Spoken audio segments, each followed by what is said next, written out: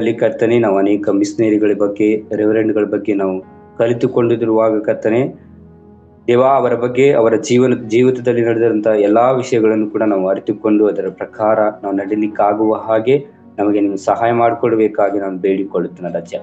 ಇವತ್ತೊಂದು ದಿನದಲ್ಲಿ ಕರ್ತನೆ ನಾವು ಕಲಿಯುವಂತ ವಿಷಯವನ್ನು ಕೂಡ ನಿನ್ನ ಪಾದದಲ್ಲಿ ನಾನು ಅರ್ಪಿಸಿಕೊಡುತ್ತೇನೆ ರಾಜ. ಅದನ್ನು ಕಲಿತು ಕರ್ತನೆ ನಮ್ಮ ಹೃದಯದಲ್ಲಿ ಇಟ್ಟುಕೊಡ್ಲಿಕ್ಕಾಗುವಂತೆ ನಮಗೆ ನೀವು ಸಹಾಯ ಮಾಡಿಕೊಡ್ಬೇಕಾಗಿ ನಾನು ಬೇಡಿಕೊಳ್ಳುತ್ತಾ ಅದಕ್ಕೆ ಬೇಡುತ್ತೇನೆ ತಂದೆ. ಆಮೇಲೆ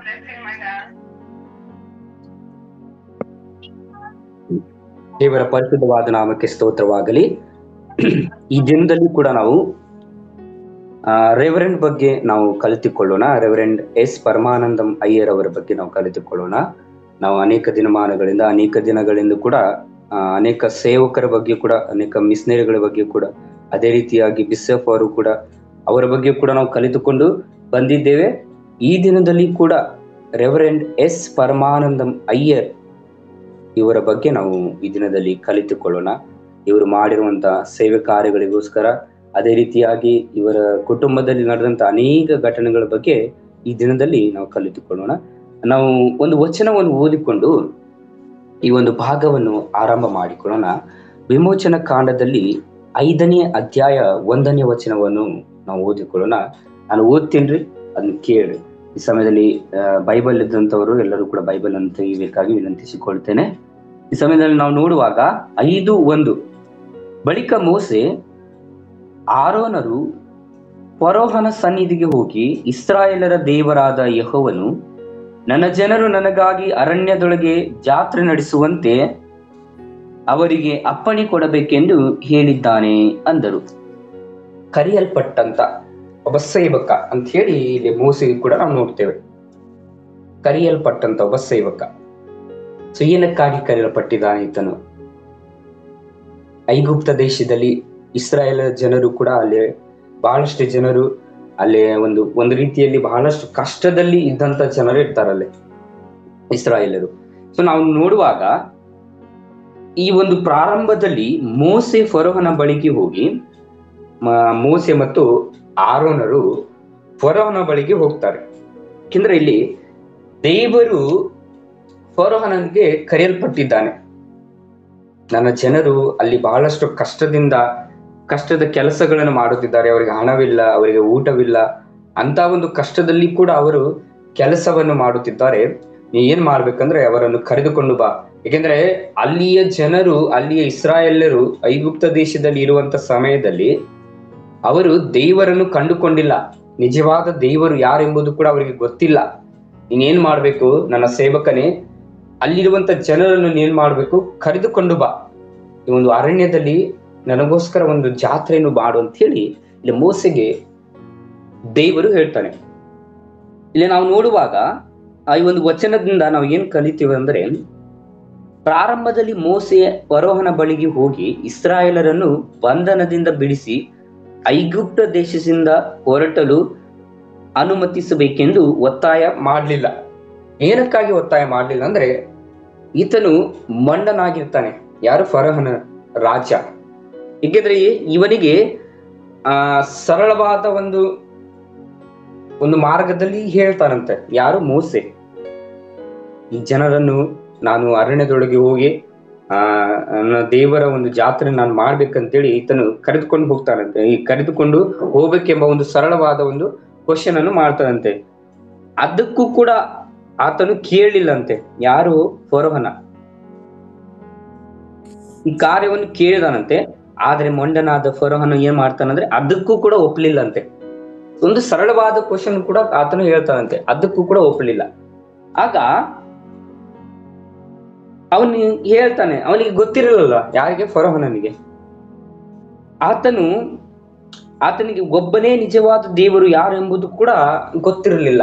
ಆ ಒಂದು ಕಾಲದಲ್ಲಿ ಫರೋಹನ ರಾಜನಿಗೆ ನಿಜವಾದ ದೇವರು ಯಾರೆಂಬುದು ಕೂಡ ಆತನಿಗೆ ಗೊತ್ತಿರಲಿಲ್ಲ. ಯಾಕಂದ್ರೆ ಅಲ್ಲಿರುವಂತ ಎಲ್ಲಾ ಇಸ್ರಾಯೇಲರು, ಎಲ್ಲಾ ಐಗುಪ್ತರು ಈತನನ್ನೇ ಪೂಜೆ ಮಾಡ್ತಿದ್ರು, ಈತನನ್ನೇ ನಂಬ್ಕೊಂಡು ಇದ್ದಿದ್ರು, ಅನ್ಯ ದೇವತೆಗಳನ್ನು ಕೂಡ ನಂಬ್ಕೊಂಡು ಇದ್ದಿದ್ರು.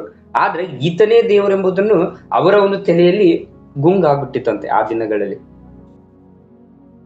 ನಾನು ಈತನನ್ನೇ ನಂಬಿಕೊಂಡು ನಾನು ಸರಳವಾದ ಮಾರ್ಗದಲ್ಲಿ ಕರೆದುಕೊಂಡು ಹೋಗ್ಬೇಕಂತ ಹೇಳಿ ಕೂಡ ಫರೋಹನ ರಾಜನಿಗೂ ಕೂಡ ಇತ್ತು, ಇವರಿಗೆ ಚೆನ್ನಾಗಿ ದುಡಿಸ್ಕೊಂಡು ಚೆನ್ನಾಗಿ ಕೆಲಸ ಮಾಡಿಸ್ಕೊಂಡು ಇವರನ್ನು ಈ ಒಂದು ಭಾಗದಲ್ಲಿ ಇಡ್ಬೇಕಂತೇಳಿ ಬಹಳಷ್ಟು ಒಂದು ಇದರಲ್ಲಿ ಇದ್ದ ಫರೋಹನ ರಾಜ.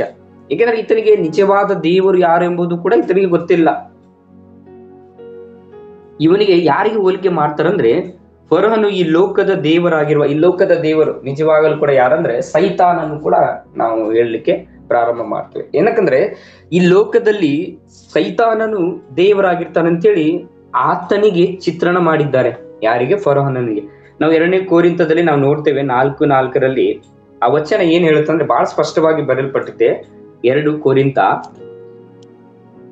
4:4 ಆ ವಚನ ಹೇಳುತ್ತೆ ಏನಂದ್ರೆ, ಆ ವಚನ ನಾನು ಓದ್ತಿ ನೋಡ್ರಿ, ಸ್ವಲ್ಪ ಬೈಬಲ್ ಇದ್ದವರು ತೆಗಿಬಹುದು. ಇವರಲ್ಲಿ ದೇವರ ಪ್ರತಿರೂಪವಾಗಿರುವ ಕ್ರಿಸ್ತನ ಪ್ರಭಾವವನ್ನು ತೋರಿಸುವ ಸುವಾರ್ತೆಯ ಪ್ರಕಾಶವು ಉದಯವಾಗಬಾರದೆಂದು ಈ ಪ್ರಪಂಚದ ದೇವರು ನಂಬಿಕೆಯಿಲ್ಲದವರ ಮನಸ್ಸನ್ನು ಮಂಕು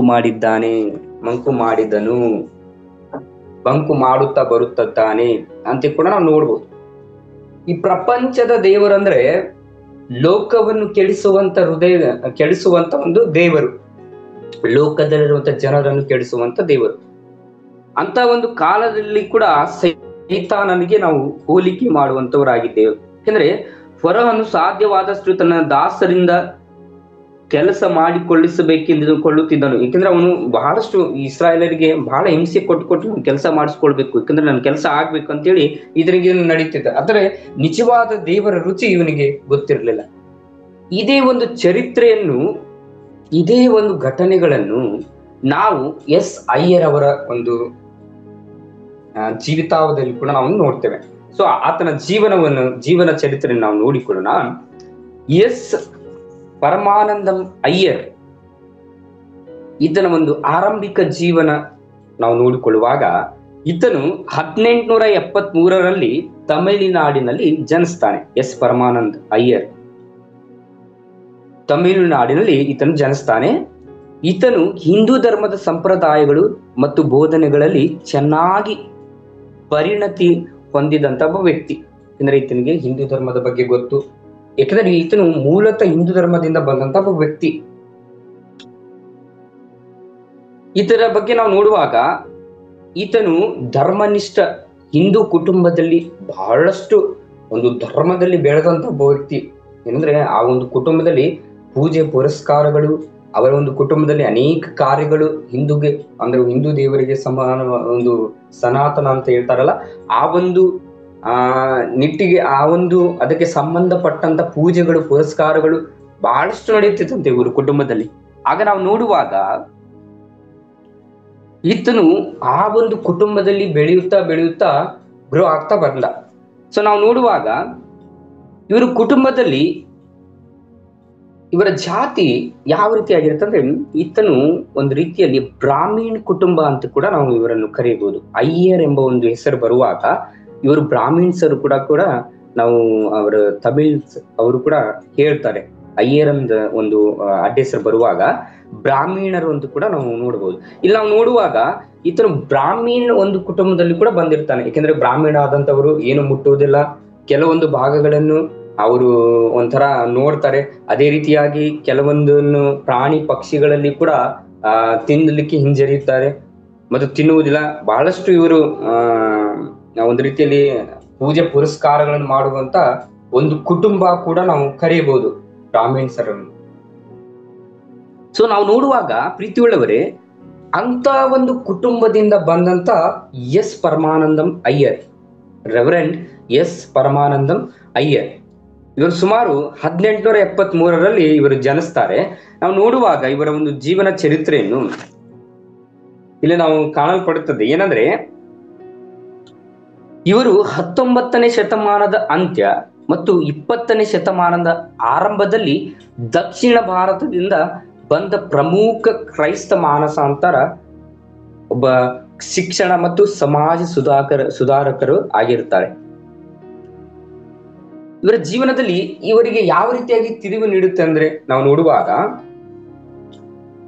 ಸುಮಾರು ಇವರು ಇಂಥ ಒಂದು ಪರಿಸ್ಥಿತಿಯಲ್ಲಿ ಇದ್ದಿರುವಂತ ಸಮಯದಲ್ಲಿ ಇವರಿಗೆ ನಿಜವಾದ ದೇವರು ಎಲ್ಲಿದ್ದಾನೆ, ಇವನು ಪೂಜೆ ಮಾಡ್ತಿದ್ದ, ಎಲ್ಲ ಮಾಡ್ತಿದ್ರ.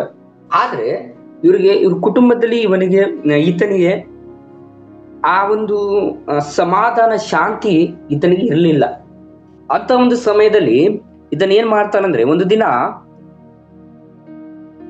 ಈತನು ಮನೆಯಲ್ಲಿ ಇದ್ದಿರುವಂತ ಸಮಯದಲ್ಲಿ ಒಬ್ಬ ಸೇವಕರು ಬರ್ತಾರೆ ಆತನ ಬಳಿಗೆ. ಆ ಸೇವಕರು ದೇವರ ವಾಕ್ಯಗಳನ್ನು, ದೇವರ ವಚನಗಳನ್ನು, ದೇವರೇ ನಿಜವಾದ ದೇವರು ಎಂಬುದನ್ನು ಕೂಡ ಇವರು ಆ ಒಂದು ಸೇವಕರ ಮೂಲಕವಾಗಿ ಹೇಳ್ಕೊಡ್ತಾರಂತೆ. ಸೊ ನಾವು ನೋಡುವಾಗ ಆ ಸೇವಕರ ಮೂಲಕವಾಗಿ ಈತನು ತನ್ನ ಜೀವಿತವನ್ನು ಮಾನಸಾಂತರವಾಗಿ ಕ್ರಿಸ್ತನ ಹಾದಿಗೆ ಬರ್ತಾರೆ. ಕ್ರೈಸ್ತ ಮಾನಸಾರ ಅಂತೇಳಿ ಈತನಿಗೆ ನಾವು ಕರೆಯಲ್ಪಡುತ್ತೇವೆ. ಆಗ ಉನ್ನತ ಜಾತಿ ಹಿಂದೂ ಕುಟುಂಬದಲ್ಲಿ ಜನಿಸಿದಂತ ಒಬ್ಬ ವ್ಯಕ್ತಿ ಕ್ರೈಸ್ತವ ಧರ್ಮವನ್ನು ಸ್ವೀಕಾರ ಮಾಡ್ತಾನಂದ್ರೆ ಅದು ಬಹಳಷ್ಟು ಈಗಿನ ಕಾಲದಲ್ಲಿ ಬಹಳಷ್ಟು ಕಷ್ಟ, ಆಗಿನ ಕಾಲದಲ್ಲೂ ಕೂಡ ಬಹಳಷ್ಟು ಕಷ್ಟ. ಬೇರೆ ಬಹಳಷ್ಟು ಸ್ಪಷ್ಟವಾದಂತ ಹಿಂದೂ ಧರ್ಮದ ಒಬ್ಬ ವ್ಯಕ್ತಿ, ಬ್ರಾಹ್ಮಣ ಕುಟುಂಬದಿಂದ ಬಂದಂತ ಒಬ್ಬ ವ್ಯಕ್ತಿ ಇವ್ರು ನಂಬ್ತಾರ ಅನ್ನುವಂತ ಒಂದು ಪರಿಸ್ಥಿತಿಯಲ್ಲಿ ಇರುವಂತ ಸಮಯದಲ್ಲಿ ನಾವು ನೋಡುವಾಗ, ಪ್ರೀತಿಯುಳ್ಳವರೇ, ಪ್ರಾರ್ಥನೆಯಿಂದಲೇ ನಿಜವಾದ ದೇವರು ಯಾರು ಎಂಬುದನ್ನು ಅರಿತುಕೊಳ್ಳುವಂತ ಸಮಯ ನಮಗೆ ಬಂದರೂ ಕೂಡ ಅನೇಕ ಜನರು ಕೂಡ ನಿಜವಾದ ದೇವರನ್ನು ನಂಬ್ಕೊಳ್ತಾರೆ. ಆಗ ಇವರಿಗೆ ಕ್ರೈಸ್ತರಾಗಲಿಕ್ಕೆ ಒಂದು ನಿಟ್ಟು ಇವರಿಗೆ ಬಂತು, ಆ ಒಂದು ಉಸಿರು ಇವನಿಗೆ ಬಂತು, ಆ ಒಂದು ನಂಬಿಕೆ ಈತನಲ್ಲಿ ಬಂತು. ಸೊ ನಾವು ನೋಡುವಾಗ ಇವರ ಒಂದು ಜೀವನ ಚರಿತ್ರೆಯನ್ನು ನಾವು ನೋಡುವಾಗ, ಈತನು ಸುಮಾರು ಅವರ ಸೇವೆ ಮತ್ತು ಕೊಡುಗೆಗಳ ಬಗ್ಗೆ ನಾವು ನೋಡುವಂತ ಸಮಯದಲ್ಲಿ ನೋಡುವಾಗ 36ನೇ ವಯಸ್ಸಿನಲ್ಲಿ ಈತನು ದೀಕ್ಷಾ ಸ್ಥಾನ ಪಡಿತಾನೆ. ಎಲ್ಲಂದ್ರೆ 1906ರಿಂದ ಚೆನ್ನೈನಲ್ಲಿ ಸೇವೆ ಸಲ್ಲಿಸುತ್ತಾರೆ. 30ನೇ ವರ್ಷದವರೆಗೂ ಕೂಡ ಬಹಳಷ್ಟು ಕಷ್ಟಗಳನ್ನು ಅನುಭವಿಸಿ ಆ ಒಂದು ಜಾತಿಯಲ್ಲಿ ಇದ್ದುಕೊಂಡು ಅನೇಕ ಒಂದು ಪೂಜೆ ಕಾರ್ಯಗಳನ್ನು ಮಾಡಿಕೊಂಡು ಇದ್ದಂತ ವ್ಯಕ್ತಿ, ಸೈತಾನನಿಗೆ ಪೂಜೆ ಮಾಡುವಂಥದ್ದನ್ನು ಈತನು ಮಾಡ್ತಿದ್ದ. ಯಾಕೆಂದ್ರೆ ನಿಜವಾದ ದೇವರು ಯಾರೆಂಬುದು ಕೂಡ ಈತನಿಗೆ ಗೊತ್ತಿರಲಿಲ್ಲ. ಆಗ ಈತನು 1900 ದೇವರ ಕಡೆಗೆ ತಿರುಗಿಕೊಳ್ತಾನೆ. ಆಗ ದೇವರ ಒಂದು ಮಾತನ್ನು ಕಲಿಯುತ್ತಿದ್ದಾನೆ, ದೇವರ ವಾಕ್ಯಗಳನ್ನು ಕಲಿತಾನೆ. 36ನೇ ವಯಸ್ಸಿನಲ್ಲಿ ದೀಕ್ಷೆ ಪಡಿತಾನೆ. ಅದೇ ರೀತಿಯಾಗಿ 1906ರಿಂದ ಚೆನ್ನೈನಲ್ಲಿ ಸೇವೆ ಸಲ್ಲಿಸಲಿಕ್ಕೆ ಪ್ರಾರಂಭ ಮಾಡ್ತಾನೆ. ಅದೇ ರೀತಿಯಾಗಿ ಈತನಲ್ಲಿ ನಾವು ನೋಡುವಾಗ ಈತನಿಗೆ ರೆವರೆಂಟ್ ಎಂದು ಹೆಸರು ಬರುತ್ತೆ. ಪರಮಾನಂದಂ ಅವರಿಗೆ ರೆವರೆಂಟ್ ಎಂದು ಹೆಸರು ಬರುವಾಗ ತಮ್ಮ ಆ ಒಂದು ಈ ರೀತಿಯಾಗಿ ಅನೇಕ ಹೆಸರುಗಳು ಈತನಿಗೆ ಕಾಣಲ್ಪಡುತ್ತವೆ. ಈತನು ಅನೇಕ ಹಾಡುಗಳನ್ನು ಬರೀತಾನೆ, ಈತನು ಅನೇಕ ಪ್ರಾರ್ಥನೆಗಳನ್ನು ಮಾಡ್ತಾನೆ. ಅದೇ ರೀತಿಯಾಗಿ ಅನೇಕ ಪ್ರಾರ್ಥನೆ ವೀರರಲ್ಲಿ ಒಂದು ಹೆಸರನ್ನು ಉಳಿಯಪಡಿಸುತ್ತಾನೆ ಈತನು. ಇವರಿಗೆ ಯಾರಿಗೆ ಹೋಲಿಸ್ತಾರ ಅಂದ್ರೆ, ಒಂದು ರೀತಿಯಲ್ಲಿ ಥಾಮಸ್ ವಾಕರ್ ಮತ್ತು ಸಾಧು ಸುಂದರ್ ಸಿಂಗ್ ಅವರೊಂದಿಗೆ ಇವರ ಸಂಬಂಧವನ್ನು ಉಲ್ಲೇಖಿಸುತ್ತಾರಂತೆ. ಸೊ ಈತನು ಬ್ರಾಹ್ಮಣ ಕುಟುಂಬದಿಂದ ಬಂದಂತ ಒಬ್ಬ ವ್ಯಕ್ತಿ ಯಾವ ರೀತಿಯಾಗಿ ಪರಿವರ್ತನೆ ಆಗತ್ತೆ ಅಂತೇಳಿ ಎಲ್ಲರಿಗೂ ಕೂಡ ಒಂದು ಆಶ್ಚರ್ಯಕರ ತರುವಂತ ಒಂದು ವಿಷಯ. ಅಂದ್ರೆ ಇವನು ಒಬ್ಬ ಸೇವಕನ ಮೂಲಕವಾಗಿ, ಒಬ್ಬ ಸುವಾರ್ಥಿಕರ ಮೂಲಕವಾಗಿ ಈತನು ರಕ್ಷಣೆ ಹೊಂತಾನೆ. ನಿಜವಾದ ದೇವರು ಯಾರೆಂಬುದು ಕೂಡ ಆ ಸೇವಕರು ತಿಳಿಸ್ಕೊಡ್ತಾರೆ ಈತನಿಗೆ. ಆಗ ಇವರ ಹೃದಯವು ಪರಿವರ್ತನೆವಾಗುತ್ತದೆ. ಲೋಕದಲ್ಲಿ ನಾವು ನೋಡ್ಕೊಂಡು ಬರ್ತಿದ್ದೇವೆ, ಅಲ್ಲಿಗೆ ಹೋದ್ರೆ ಇವರು ಮಾನಸಾಂತರ, ಇವರು ಎಲ್ಲರೂ ಕೂಡ ಆ ಒಂದು ರೀತಿಯಲ್ಲಿ ದೇವರ ಹತ್ರ ಕರ್ಕೊಳ್ತಾರೆ, ದುಡ್ಡು ಕೊಡ್ತಾರೆ. ಇವರನ್ನು ಅನೇಕ ಜನರಲ್ಲಿ ನಾವು ಅನೇಕ ಒಂದು ಹಿಂದೂ ಮತಗಳಲ್ಲಿ ಕೂಡ ನಾವು ನೋಡ್ತೇವೆ. ಅವರು ಬಹಳಷ್ಟು ಜಗಳಗಳನ್ನು ಆಡ್ತಾರೆ. ಈ ರೀತಿಯಾಗಿ ಇವರು ಕ್ರೈಸ್ತರಲ್ಲಿ ಇವರು ಎಳ್ಕೊಳ್ತಾರೆ ಅಂತ ಹೇಳಿ ಕೂಡ ನಾವು ನೋಡ್ಕೊಂಡು ಬರ್ತಿದ್ವಿ. ಆದ್ರೆ ಪರಿವರ್ತನೆ ಆಗುವುದು ಯಾವ ರೀತಿಯಾಗಿ ಅಂದ್ರೆ, ನಿಜವಾದ ದೇವರನ್ನು ಅರಿತುಕೊಂಡಾಗ ಮಾತ್ರ ಪರಿವರ್ತನೆ ಆಗುತ್ತವೆ. ಯಾಕಂದ್ರೆ ನಿಜವಾದ ದೇವರ ಬಗ್ಗೆ ನಾವು ಮೊದಲು ತಿಳಿದುಕೊಳ್ಬೇಕು, ಆಮೇಲೆ ಪರಿವರ್ತನೆ ಆಗ್ಬೇಕು. ನಾವು ನಮ್ಮ ಹೃದಯವನ್ನು ಪರಿವರ್ತನೆ ಮಾಡಿಕೊಳ್ಬೇಕು. ಆಗ ಇವರು ಕ್ರೈಸ್ತ ಧರ್ಮದ ಸಾಟಿ ಇಲ್ಲದ ಸೈನಿಕ ಮತ್ತು ಆತ್ಮವನ್ನು ಪುನರುಜ್ಜೀವಿಸಿಗೊಳಿಸುವ ಬೋಧಕ ಎಂದು ವಿವರಿಸಲಾಗಿರ್ತದೆ. ಇವರಿಗೆ ಅನೇಕ ಹೆಸರುಗಳು, ಅನೇಕ ದೊಡ್ಡ ದೊಡ್ಡ ಹೆಸರುಗಳು ಬರ್ತಾ ಇರ್ತವೆ. ಎಸ್ ಪರಮಾನಂದಂ ಅಯ್ಯರ್ ಅವರಿಗೆ. ಸೊ ಈತನು ಅನೇಕ ಸೇವೆಗಳನ್ನು ಮಾಡುತ್ತಾ ಈತನ ದೇವರಲ್ಲಿ ಬಹಳಷ್ಟು ಬೆಳೆಯುತ್ತಿದ್ದಾನೆ. ಈತನ ಬಗ್ಗೆ ನಾವು ನೋಡುವಾಗ, ಈತನು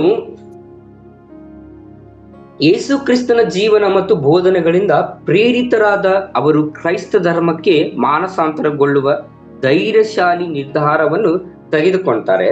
ಈ ಮಾನಸಾಂತರವು ಅವರನ್ನು ಅವರ ಕುಟುಂಬ ಮತ್ತು ಸಮುದಾಯದೊಂದಿಗೆ ಸಂಘರ್ಷಕ್ಕೆ ತಂದಿತು. ಆದರೆ ಇವನ್ ಏನ್ ಮಾಡ್ತಾರಂದ್ರೆ ತನ್ನ ನಂಬಿಕೆಯಲ್ಲಿ ಬಹಳಷ್ಟು ದೃಢವಾಗಿ ಉಳಿದುಕೊಳ್ತಾರೆ.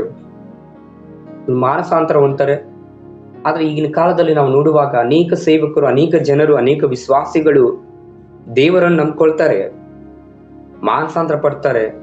ಅನೇಕ ರೋಗಗಳು, ಕಷ್ಟಗಳಲ್ಲಿ ಮಧ್ಯದಲ್ಲಿ ಕೂಡ ದೇವರನ್ನು ಏನ್ ಮಾಡ್ತಾರಂದ್ರೆ ನಂಬಿಕೆಯಲ್ಲಿ ದೃಢವಾಗಿ ನಿಂತುಕೊಳ್ಳಿರಲ್ಲ. ದೇವರು ನಮ್ಗೆ ಈ ದಿನ ಗುಣಪಡಿಸ್ತಾರೆ ಅಂದ್ರೆ ಗುಣಪಡಿಸ್ತಾರೆ, ಆ ದಿನ ಗುಣಪಡಿಸ್ತಾರೆ ಅಂದ್ರೆ ಗುಣಪಡಿಸ್ತಾರೆ. ಅಂತ ಒಂದು ನಂಬಿಕೆ ಕೂಡ ಇವರಲ್ಲಿ ಇರಲ್ಲ. ದೃಢವಾಗಿ ಒಂದು ದೃಢವಾದ ಒಂದು ನಂಬಿಕೆ ನಮ್ಮಲ್ಲಿ ಯಾವಾಗಲೂ ಉಳಿದಿರುವಾಗ ದೇವರು ಖಂಡಿತವಾಗಲೂ ಕೂಡ ತನ್ನ ಹಾದಿಯಲ್ಲಿ, ತನ್ನ ಮಾರ್ಗದಲ್ಲಿ ನಮ್ಮನ್ನು ಬಹಳ ಅದ್ಭುತಕರವಾದ ರೀತಿಯಲ್ಲಿ ನಮ್ಮನ್ನು ನಡೆಸ್ಕೊಂಡು ಹೋಗ್ತಾರೆ. ಅದನ್ನ ಬಿಟ್ಟು ನಾವು ನಮ್ಗೆ ಆ ಒಂದು ದೇವರಲ್ಲಿ ನಂಬಿಕೆ ಇಡದೆ ನಾವ್ ಏನ್ ಮಾಡ್ತಾ ಇರ್ತೇವೆ ಅಂದ್ರೆ, ದೇವರು ನಮ್ಗೆ ಗುಣಪಡಿಸಲ್ ಬಿಡ, ನಾವು ಪ್ರಾರ್ಥನೆ ಎಷ್ಟೇ ಪ್ರಾರ್ಥನೆ ಮಾಡೋದು ಕೂಡ ದೇವ್ರು ನಮ್ಗೆ ಗುಣಪಡಿಸಿಲ್ಲ, ನಾವು ತಿಳ್ಕೊಳ್ಳೋದು ಬೇಡ, ನಾವು ಬೇರೆ ದೇವ್ರಿಗೆ ಹೋಗ್ಬಿಡೋಣ, ಚರ್ಚ್ ಬಿಟ್ಬಿಡೋಣ. ಕೆಲವೊಂದು ಘಟನೆಗಳನ್ನು ಕೂಡ ನಾವು ನೋಡ್ತೇವೆ. ಸೊ ಪ್ರೀತಿ ಉಳ್ಳವರೇ, ಈ ವಿಷಯಗಳನ್ನ ನಾನು ಏನಕ್ಕಾಗಿ ಹೇಳ್ತೇನೆ ಅಂದ್ರೆ, ಇಲ್ಲಿ ಬ್ರಾಹ್ಮಣ ಕುಟುಂಬದಿಂದ ಬಂದಂತ ಎಸ್ ಪರಮಾನಂದಂ ಅಯ್ಯರ್ ಇವರ ಹೃದಯದಲ್ಲಿ ಅಷ್ಟು ದೃಢವಾದ ನಂಬಿಕೆಯಲ್ಲಿ ಬೆಳೆದಂತ ಒಬ್ಬ ವ್ಯಕ್ತಿ ಆಗಿರ್ತಾರೆ. ಏಕೆಂದ್ರೆ ಈ ಒಂದು ಜನಾಂಗದಿಂದ ಬಂದಂತ ವ್ಯಕ್ತಿಯಲ್ಲಿ ದೃಢವಾದ ನಂಬಿಕೆ ಇರುವುದಿಲ್ಲ. ಆದ್ರೂ ಕೂಡ ಇವರಲ್ಲಿ ನಾನು ದೇವರನ್ನು ನಂಬಿದ್ದೇನೆ, ದೇವರನ್ನು ಕಂಡಿದ್ದೇನೆ, ದೇವರು ಯಾರೆಂಬುದನ್ನು ಕೂಡ ನಾನು ಕಂಡಿದ್ದೇನೆ, ದೇವರಲ್ಲಿ ಯಾವ ಜೀವವಿದೆ ಅದನ್ನು ಕೂಡ ನಾನು ಕಂಡಿದ್ದೇನೆ, ನಿಜವಾದ ದೇವರು ಯಾರೆಂಬುದನ್ನು ಕೂಡ ನಾನು ಕಂಡಿದ್ದೇನೆ. ಅದಕ್ಕಾಗಿ ನಾನು ದೇವರಲ್ಲಿ ದೃಢವಾಗಿ ನಂಬಿಕೆಯಲ್ಲಿ ದೃಢವಾಗಿ ನಾನು ಮುಂದುವರಿಯುತ್ತಿದ್ದೇನೆ ಅಂತ ಹೇಳಿ ಈತನು ಬಹಳಷ್ಟು ಆ ಒಂದು ನಿಟ್ಟಿನಲ್ಲಿ ನಡೀತಾನೆ. ಪ್ರೀತಿ ಉಳ್ಳವರು, ನಾವು ನೋಡುವಾಗ ಈತನು ಒಂದ್ ರೀತಿಯಲ್ಲಿ ಈ ರೀತಿಯಾಗಿ ನಂಬಿಕೆಯಲ್ಲಿ ದೃಢವಾಗಿ ನಿಂತುಕೊಂಡು ಹೋಗುವಂತ ಸಮಯದಲ್ಲಿ ಈತನು ದೇವರ ಕರುಣೆಯನ್ನು ಬಯಸುವ ಪ್ರಾರ್ಥನೆಗಳಿಗಾಗಿ ಕಾರ್ಯನಿರ್ವಹಿಸುವ 11 ಸ್ತೋತ್ರಗಳನ್ನು ಕೂಡ ದೇವರ ನಂಬಿಕೆಯಿಂದಲೇ ರಚಿಸ್ತಾನೆ. 11 ಸ್ತೋತ್ರಗಳನ್ನು ರಚಿಸ್ತಾನೆ. 13 ಪುಸ್ತಕಗಳನ್ನು, ಶಾಸ್ತ್ರಗಳನ್ನು ಬರೆಯುತ್ತಿದ್ದಾನೆ. ಮಾರ್ಗದರ್ಶನ ನೀಡುವ 13 ಪುಸ್ತಕಗಳನ್ನು ಕೂಡ ಬರೆಯುತ್ತಿದ್ದಾನೆ. ಮತ್ತು ಅದೇ ರೀತಿಯಾಗಿ ನಾವು ನೋಡುವಾಗ ಗಮನಾರ್ಹವಾಗಿ ಅವನು ಎಂದಿಗೂ ಸ್ತುತಿಸು, ನನ್ನ ಆತ್ಮವು ಎಂದಿಗೂ ಸ್ತುತಿಸು ಎಂಬ ಸ್ತುತಿಗೀತೆಯನ್ನು ಕೂಡ ಬರೆಯುತ್ತಿದ್ದಾನೆ. ಅದೇ ರೀತಿಯಾಗಿ ಅವರ ಬೋಧನೆಗಳು ಮತ್ತು ಬರಹಗಳು ತಮಿಳುನಾಡಿನ ಜನರ ಮೇಲೆ ಬಹಳಷ್ಟು ದೊಡ್ಡದಾದ ಒಂದು ಆಳವಾದ ಒಂದು ಬೀರುತ್ತಂದ್ರೆ ಪ್ರಭಾವ ಬೀರುತ್ತವೆ. ಅದೇ ರೀತಿಯಾಗಿ ಇವರು ಸುಮಾರು 1980ರಲ್ಲಿ ಇವರು ನಿಧನರಾಗ್ತಾರೆ. ಪ್ರೀತಿ ಉಳ್ಳವರೇ, ಇವರ ಸೇವೆ ನಾವು ನೋಡ್ಕೊಂಡು ಬರುವಾಗ 1980ರಲ್ಲಿ ಇವರು ನಿಧನವಾಗಿರ್ತಾರೆ. ಯಾಕಂದ್ರೆ ನಮ್ಮ ಸೇವೆ ಯಾವ ರೀತಿಯಾಗಿ ಇರ್ಬೇಕಂದ್ರೆ, ನಾವು ನಿಧನರಾದರೂ ಕೂಡ ನಮ್ಮ ಸೇವೆ ಈ ರೀತಿಯಾಗಿ ಮಾಡಿದ್ದಾನೆ, ಈ ರೀತಿಯಾಗಿ ತನ್ನ ಸೇವೆಗಳನ್ನು ಮಾಡುತ್ತಿದ್ದಾನೆ. ಈ ರೀತಿಯಾಗಿ ಅನೇಕ ಹಾಡುಗಳನ್ನು ಬರೆದಿದ್ದಾನೆ, ಪುಸ್ತಕಗಳನ್ನು ಬರೆದಿದ್ದಾನೆ ಅಂತ ಹೇಳಿ ತಮಿಳುನಾಡಿನ ಜನರು ಕೂಡ ಇವರ ಬಗ್ಗೆ ಯಾವ ರೀತಿಯಾಗಿ ನೆನೆಸ್ಕೊಂಡ್ರು, ಅದೇ ರೀತಿಯಾಗಿ ನಾವು ಕೂಡ ದೇವರ ಸೇವೆಯಲ್ಲಿ ಈತನ ಹಾಗೆ ಬೆಳೆದ್ರು ಕೂಡ ನಮ್ಮ ಹೆಸರು ಕೂಡ ಆ ಒಂದು ನಿಟ್ಟಿನಲ್ಲಿ ಬರುತ್ತೆ. ದೇವರು ನಮಗೆ ಯಾವಾಗಲೂ ಕೂಡ ತರ ಕೃಪೆಯಿಂದ ನಮ್ಮನ್ನು ನಡೆಸಿಕೊಂಡು ಹೋಗ್ತಾರೆ. ದೃಢವಾದ ನಂಬಿಕೆ ನಮ್ಮಲ್ಲಿ ಇರಬೇಕು. ದೃಢವಾದ ನಂಬಿಕೆ ಉಳ್ಳವರಾಗಿ ಕರ್ತನಲ್ಲಿ ನಿರಂತರವಾಗಿ ನಾವು ಚಲಿಸುವಂತವರಾಗಿರ್ಬೇಕಂತ. ಆ ಕಾರಣಕ್ಕಾಗಿ ಇವರ ಹೆಸರು ಬಹಳಷ್ಟು ಈ ಲೋಕದಲ್ಲಿ ಆ ಒಂದು ತಮಿಳುನಾಡಿನ ಜನರಿಗೆ ಬಹಳಷ್ಟು ದೃಢವಾಗಿ ನಿಂತು ಅಂತ ನಾವು ನೋಡುವಾಗ ಚಿಂತನಶೀಲ ಪ್ರಶ್ನೆಯೊಂದಿಗೆ ಕೊನೆಗೊಳ್ಳುತ್ತದೆ. ಆದರೆ ಪ್ರಿಯರಿ, ಈ ಲೋಕದ ಜನರಿಗೆ ನಿಮ್ಮ ದತ್ತಿ ಏನು? ಅದು ಈ ಲೋಕದ ಜನರಿಗೆ ಕೆಲವೊಂದು ಉಸ್ತುವಾರಿಗಳನ್ನು ಇಲ್ಲಿ ಕೊಡ್ತಾ ಇರ್ತಾನೆ. ನಾವು ನೋಡುವಾಗ ನಾವು ನಂಬಿಕೆಗೆ ಸಮರ್ಪಣೆ ಮತ್ತು ಪರಂಪರೆಯನ್ನು ಬಿಚ್ಚಿ ಹೋಗೋದನ್ನು ಒತ್ತು ಹೇಳುತ್ತದೆ. ಇವರು ಒತ್ತಿ ಹೇಳ್ತಾರೆ ಯಾವಾಗಲೂ ಕೂಡ ನಂಬಿಕೆ ಬಗ್ಗೆ ಮತ್ತು ಪರಂಪರೆಯ ಬಗ್ಗೆ ನೀವು ಯಾವುದೇ ಪರಿಷ್ಕರಣೆಗಳನ್ನು ಬಯಸುತ್ತೀರಾ. ಒಂದು ರೀತಿಯಲ್ಲಿ ನಾವು ನೋಡುವಾಗ ಅನೇಕ ವಿಷಯಗಳನ್ನು ನಾವು ಕಲಿತುಕೊಂಡು, ಅನೇಕ ಕಾರ್ಯಗಳನ್ನು ನಾವು ಕಲಿತುಕೊಂಡು ಬರುತ್ತಿರುವಂತ ಸಮಯದಲ್ಲಿ, ಆದ್ರೆ ನಮ್ಮಲ್ಲಿ ಒಂದು ಚಿಕ್ಕದಾದ ನಂಬಿಕೆಯೂ ಕೂಡ ನಮ್ಮಲ್ಲಿ ಇರುವುದಿಲ್ಲ. ಅದನ್ನಿಲ್ಲಿ ತಿಳಿಸ್ಕೊಡ್ತಾ ಇದ್ದಾರೆ. ನಾವು ನೋಡುವಂತ ಸಮಯದಲ್ಲಿ ನಾವು ನೋಡುವಾಗ ಇವರ ಒಂದು ಭಾಗದಲ್ಲಿ ಕೆಲವೊಂದು ವಚನಗಳನ್ನು ನಾವು ಕಲಿತುಕೊಳ್ತೇವೆ. ಕೆಲವೊಂದು ವಚನಗಳ ಮೂಲಕವಾಗಿ ನಾವು ಕಲಿತುಕೊಳ್ತೇವೆ. ಏನಂದ್ರೆ ಫಿಲಿಪ್ಪಿ 3:8 ನಾವು ನೋಡ್ತೇವೆ, ಇಷ್ಟೇ ಅಲ್ಲದೆ ನನ್ನ ಕರ್ತನಾದ ಕ್ರಿಸ್ತೇಸುವಿನ ಅರಿಯುವುದೇ ಅತಿ ಶ್ರೇಷ್ಠವಾದದ್ದೆಂದು ತಿಳಿದು ನಾನು ಎಲ್ಲವನ್ನು ನಷ್ಟವೆಂದು ಎಣಿಸುತ್ತೇನೆ. ನೋಡ್ರಿ, ಕ್ರಿಸ್ತನಲ್ಲಿಯೇ ಒಂದು ನಿತ್ಯ ಜೀವ ಉಂಟು, ಕ್ರಿಸ್ತನಲ್ಲಿಯೇ ಒಂದು ನಿತ್ಯವಾದ ಬೆಳಕು ಉಂಟು. ನಾನು ಆತನನ್ನು ತಿಳಿದುಕೊಳ್ಳುವುದೇ ನನಗೆ ಬಹಳಷ್ಟು ಸಂತೋಷ ಅಂಥೇಳಿ ಪರಮಾನಂದನವರು ಹೇಳ್ಕೊಳ್ತಾರೆ. ಈ ಫಿಲಿಪ್ಪಿ ಅವರ ಜೀವನ ಚರಿತ್ರೆಯಲ್ಲೂ ಕೂಡ ಬಹಳ ಸ್ಪಷ್ಟವಾಗಿ ಇರುತ್ತೆ. ಅದಕ್ಕೆ ಪೌಲನು ಕೂಡ ಈ ರೀತಿಯಾಗಿ ಬರೆಯುತ್ತಿದ್ದಾರೆ. ಆಗ ಈ ಲೋಕದಲ್ಲಿ ನಾನು ಏನ್ ಮಾಡ್ತೇನೆ ಅಂದ್ರೆ ಎಲ್ಲವೂ ಕೂಡ ನಷ್ಟವೆಂದು ಎಣಿಸುತ್ತೇನೆ, ಆತನ ನಿಮಿತ್ತ ನಾನು ಎಲ್ಲವನ್ನು ಕಲಿತುಕೊಂಡು ಅದನ್ನು ಕಸವೆಂದು ಎಣಿಸುತ್ತೇನೆ. ಆತನ ಮೂಲಕವಾಗಿ ನಾನು ಎಲ್ಲವನ್ನು ಕೂಡ ನಾನು ಏನ್ ಮಾಡ್ತೇನೆ, ಕಲಿಯುತ್ತೇನೆ. ಮತ್ತು ಈ ಲೋಕದಲ್ಲಿರುವಂತ ಕೆಲವೊಂದು ಮಾತುಗಳು ನಾನು ಅದನ್ನ ಏನ್ ಮಾಡ್ತೇನೆ ಅಂದ್ರೆ ಕಸವನ್ನು ಎಣಿಸಿ ನಾನು ಅರಿತುಕೊಳ್ಳುತ್ತೇನೆ ಅಂತ ಹೇಳಿ ಈತನ ಹೇಳ್ತಾನೆ. ನೋಡ್ರಿ, ವೈಯಕ್ತಿಕ ತ್ಯಾಗಗಳನ್ನು ಒಳಗೊಂಡಿದ್ದರೂ ಕ್ರಿಸ್ತನಿಗೆ ಅವರ ಸಮರ್ಪಣೆಯ ಸಾರವನ್ನು ಈ ವಚನವನ್ನು ನೆರೆ ಹಿಡಿಯುತ್ತದೆ. ಈ ವಚನ ಏನಕ್ಕಾಗಿ ಹೇಳ್ತಾ ಇದ್ದಾನೆ ಅಂದ್ರೆ, ಆತನು ನಾನು ಇಷ್ಟೆಲ್ಲಾ ಮಾಡ್ತೇನೆ, ಇಷ್ಟೆಲ್ಲಾ ಕಾರ್ಯಗಳಲ್ಲಿ ನಾನು ತೊಡಗಿಕೊಂಡಿದ್ದೇನೆ, ಆದ್ರೆ ನನಗೆ ನಿಜವಾದ ದೇವರು ಯಾರೆಂಬುದು ಕೂಡ ನನಗೆ ಗೊತ್ತಿಲ್ಲ. ನನ್ನ ಕರ್ತನಾದ ಕ್ರಿಸ್ತ ಯೇಸುವನ್ನು ಅರಿಯುವುದೇ ನನಗೆ ಅತಿ ಶ್ರೇಷ್ಠವಾದದ್ದೆಂದು ತಿಳಿದು ಬಂತಂತೆ ಆತನಿಗೆ. ನಾನು ಕ್ರಿಸ್ತ ಯೇಸುವನ್ನು ನಾನು ಅರಿತುಕೊಳ್ಳುವುದೇ ಅತಿ ದೊಡ್ಡವಾದ, ಅತಿ ಶ್ರೇಷ್ಠ ಅಂದ್ರೆ ದೊಡ್ಡದಾದ, ಅದು ನನಗೆ ತಿಳಿದು ಬಂತು. ಆ ಕಾರಣಕ್ಕಾಗಿ ನಾನು ಆತನ ತಿಳಿದುಕೊಳ್ಳುತ್ತಿದ್ದೇನೆ ಅಂತ ಹೇಳಿ ಆತನು ಇರ್ತಾನೆ. ನನಗೆ ಅನೇಕ ಕಷ್ಟಗಳು, ಅನೇಕ ನಷ್ಟವಾದರೂ ಕೂಡ ನಾನು ಆತನ ನಿಮಿತ್ತ ಎಲ್ಲವನ್ನೂ ಕಳೆದುಕೊಳ್ತೇನೆ. ನಾನು ಕಳೆದುಕೊಳ್ತೇನೆ. ಆತನ ನಿಮಿತ್ತವಾಗಿ ನಾನು ನಮ್ಮ ಕುಟುಂಬದಲ್ಲಿ ಇರುವಂತ ಯಾರು ಅಪನಂಬಿಕೆಯಲ್ಲಿ ಇರ್ತಾರೋ ಅವರೆಲ್ಲರನ್ನೂ ನಾನು ಕಳೆದುಕೊಳ್ತೇನೆ. ಆದ್ರೂ ಕೂಡ ನನ್ನ ಹತ್ತಿರ, ನನ್ನ ಸಂಗಡ ಕ್ರಿಸ್ತನು ಯಾವಾಗಲೂ ಕೂಡ ಇರ್ತಾನೆ ಅಂತ ಹೇಳಿ ಆ ಒಂದು ದೃಢವಾದ ನಂಬಿಕೆಯಲ್ಲಿ ಈತನ ನಿಂತುಕೊಳ್ತಾನೆ. ಯಾರಂದ್ರೆ ಅಯ್ಯರವರು, ಪರಮಾನಂದಂ ಅಯ್ಯರವರು. ಆ ಕಾರಣಕ್ಕಾಗಿ ಈತನಿಗೆ ರೆವರೆಂಟ್ ಎಂದು ಹೆಸರು ಬಂತು. ಅನೇಕ ಪುಸ್ತಕಗಳನ್ನು ಬರೆದಂತ ಒಬ್ಬ ವ್ಯಕ್ತಿ ಅಂತೇಳಿ ಹೆಸರು ಬಂತು. ಸೊ ನಾವು ನೋಡಿಕೊಂಡು ಹೋಗುವಾಗ ಇವರ ಜೀವನದ ಒಂದು ಅಳ್ವಿಕೆ ಯಾವ ರೀತಿಯಾಗಿ ನಾವು ಇವರನ್ನು ಅನ್ವಯಿಸುವಿಕೆ ನಾವು ನೋಡುವಾಗ, ನಮ್ಮ ಜೀವಿತದಲ್ಲೂ ಕೂಡ ಇವರ ಕಾರ್ಯಗಳ ಬಗ್ಗೆ, ಇವರು ಯಾವ ರೀತಿಯಾಗಿ ಸೇವೆ ಕಾರ್ಯಗಳನ್ನು ಮಾಡಿದರು ಎಂಬುದನ್ನು ನಾವು ನೋಡುವಾಗ ನಮ್ಮ ನಂಬಿಕೆಯಲ್ಲೂ ಕೂಡ ನಾವು ದೃಢವಾಗಿ ನಿಲ್ಬೇಕಂತೆ. ಪ್ರೀತಿ ಉಳ್ಳವರೇ, ನಾವು ಯಾವಾಗಲೂ ಕೂಡ ಸದಾಚಾರಿಗಳಾಗಿ ಸುವಾರ್ತೆ ಸಾರುವುದರಲ್ಲಿ ಮತ್ತು ನ್ಯಾಯ ನಿರತರಾಗಿರಿ, ಹಿಂಸಕರನ್ನು ತಿದ್ದಿ ನಾವು ಸರಿಪಡಿಸುವಂತವರಾಗಿರಬೇಕು, ಅನಾಥರಿಗೆ ನ್ಯಾಯ ತೀರಿಸಿರಿ, ವಿಧವೆಯರಿಗೆ ಪಕ್ಷಪಾತವಾಗಿ ನಾವು ನಿಲ್ಲಬೇಕಂತೆ. ಈ ರೀತಿಯಾಗಿ ಸೇವೆಗಳನ್ನು ನಾವು ಕೆಟ್ಟ ಸೇವೆಗಳನ್ನು ಮಾಡದೆ ಒಂದು ದೇವರಿಗೆ ಮೆಚ್ಚುಗೆ ಆಗುವಂತ ಸೇವೆಗಳನ್ನು ಮಾಡುತ್ತಾ ನಾವು ದೃಢವಾಗಿ ನಂಬಿಕೆಯಲ್ಲಿ ಇರುವಾಗ ಖಂಡಿತವಾಗಲೂ ಕೂಡ ದೇವರು ಪರಮಾನಂದವರಿಗೆ ಕೊಟ್ಟಂತ ಬಿರುದು ಕೂಡ ನಮ್ಮಲ್ಲಿ ಕೂಡ ದೇವರು ಯಾವಾಗಲೂ ಕೂಡ ಅನುಗ್ರಹಿಸುತ್ತಾ ಬರ್ತಾನೆ.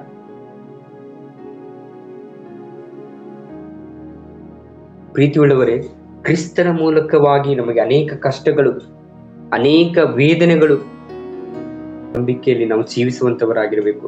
ಅದಕ್ಕೆ ಪರಮಾನಂದವರು ಅಯ್ಯರವರು ಇವರ ಜೀವನ ಚರಿತ್ರೆ ಏನಕ್ಕಾಗಿ ಬರೆಯಲ್ಪಟ್ಟಿದೆ ಅಂದ್ರೆ, ಈತ ಒಬ್ಬ ಮೂಲತಃ ಬ್ರಾಹ್ಮಣ ಫ್ಯಾಮಿಲಿಯಿಂದ ಬಂದರೂ ಕೂಡ ಈತನಿಗೆ ನಿಜವಾದ ದೇವರ ಒಂದು ರುಚಿ ಇವನಿಗೆ ಕಾಣಲ್ಪಡ್ತು. ಅದಕ್ಕೆ ನಾವು ನೋಡ್ತೇವೆ, ಮತ್ತಾಯನ ಬರೆದ ಸುವಾರ್ತೆಯಲ್ಲಿ 11:29 ವಚನದಲ್ಲಿ ಕೂಡ ನಾವು ನೋಡ್ತೇವೆ. 28ನೇ ವಚನ ಏನಕ್ಕಾಗಿ ಬರೆಯಲ್ಪಟ್ಟಿದ್ದಂದ್ರೆ, ಇಲ್ಲಿ ಕಷ್ಟಪಡುವವರೇ, ಹೊರೆ ಹೊತ್ತವರೇ, ನೀವೆಲ್ಲರೂ ನನ್ನ ಬಳಿಗೆ ಬನ್ನಿರಿ, ನಾನು ವಿಶ್ರಾಂತಿಯನ್ನು ಕೊಡುತ್ತೇನೆ. ನಾವು ದೇವರ ಭಾರವನ್ನು ಯಾರ್ಯಾರು ಹೊರುತ್ತಾರೋ ಅವರಿಗೆ ವಿಶ್ರಾಂತಿ ಉಂಟು. ದೇವರ ಭಾರವನ್ನು ಹೊಂದ್ಕೊಳ್ಬೇಕಂತೆ, ಹೊರಬೇಕಂತೆ. ಲೋಕದಲ್ಲಿ ಇರುವಾಗ ಯಾವಾಗಲೂ ನಾವು ಎಲ್ಲೇ ಇದ್ರೂ ಕೂಡ ದೇವರ ಭಾರವನ್ನು ಹೊರುವಾಗ, ಆ ಒಂದು ಕಾಲದಲ್ಲಿ ದೇವರು, ನಾವು ಕಷ್ಟದಲ್ಲಿ ಇರುವಂತ ಸಮಯದಲ್ಲೂ ಕೂಡ ದೇವರು ನಮಗೆ ಒಂದು ನಿತ್ಯವಾದ ಭಾಗವನ್ನು ನಮ್ಗೆ ಅನುಗ್ರಹಿಸಿ ಕೊಡ್ತಾರೆ. ದೇವರ ಒಂದು ಭಾರ ಬಹಳಷ್ಟು ಮೃದುವಾದಂತ ಭಾರ. ಆ ಭಾರವನ್ನು ಹೊರುವಂತರಾಗಿರ್ಬೇಕು. ಎಸ್ ಪರಮಾನಂದವರು ಅಯ್ಯರವರು ಕೂಡ ದೃಢವಾದ ನಂಬಿಕೆಯಲ್ಲಿ ಭಾರವನ್ನು ಹೊಂದುವಂತ ಹೊರುವಂತ ಒಬ್ಬ ವ್ಯಕ್ತಿ ಈತನು ಕಾಣಲ್ಪಡ್ತಾನೆ. ಪ್ರೀತಿಯುಳ್ಳವರು, ಈತನ ಬಗ್ಗೆ ನಾವು ಕಲಿಯುವಾಗ ಈತನೊಂದಿಗೆ ನಾವು ದೃಢವಾದ ನಂಬಿಕೆ ಉಳ್ಳವರಾಗಿ ಈತನ ಜೀವನ ಚರಿತ್ರೆಯಲ್ಲಿ ನಾವು ನೋಡುವಾಗ ಈತನೊಂದಿಗೆ ನಾವು ಅನೇಕ ವಿಷಯಗಳನ್ನು ಕೂಡ ನಾವು ಕಲಿತುಕೊಂಡು ಬಂದಿರಬಹುದು. ಈವರೆಗೂ ಕೂಡ ಈತನು ಅನೇಕ ಸೇವಾ ಕಾರ್ಯಗಳಲ್ಲಿ ತಮ್ಮನ್ನು ತಾವು ಸಮರ್ಪಿಸಿಕೊಂಡಿದ್ದಾರೆ. ನಾವು ಕೂಡ ಅದೇ ನಿಟ್ಟಿನಲ್ಲಿ ನಡೆಯೋಣ. ದೇವರ ಸುವಾರ್ತೆಯಲ್ಲಿ ನಾವು ಅತಿ ಹೆಚ್ಚೆಚ್ಚಾಗಿ ನಡೆಯೋಣ. ದೇವರ ದೃಢ ನಂಬಿಕೆಯಲ್ಲಿ ನಾವು ದೃಢ ನಂಬಿಕೆ ಉಳ್ಳವರಾಗಿ ಇರೋಣ.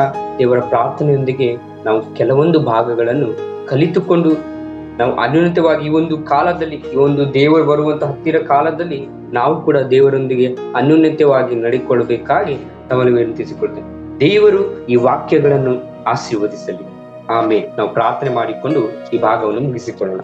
ನಮ್ಮ ತಂದೆಯಾದ ದೇವರು, ಕರ್ತನಾದ ಯೇಸು ಕ್ರಿಸ್ತನ ನಾಮದಲ್ಲಿ ನಾನು ಬೇಡಿಕೊಳ್ಳುತ್ತಿದ್ದೇನೆ.